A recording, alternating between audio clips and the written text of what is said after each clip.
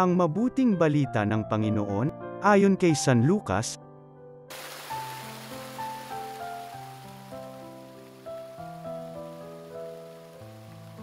Noong panahong iyon, nagpunta si Jesus sa Capernaum, Galilea. Nagturo siya sa mga tao ng araw ng pamamahinga at nagtaka sila sa kanyang pagtuturo, sapagkat may kapangyarihan kung siya'y magsalita. Naroon sa sinagoga ang isang lalaking inaalihan ng demonyo o isang masamang espiritu.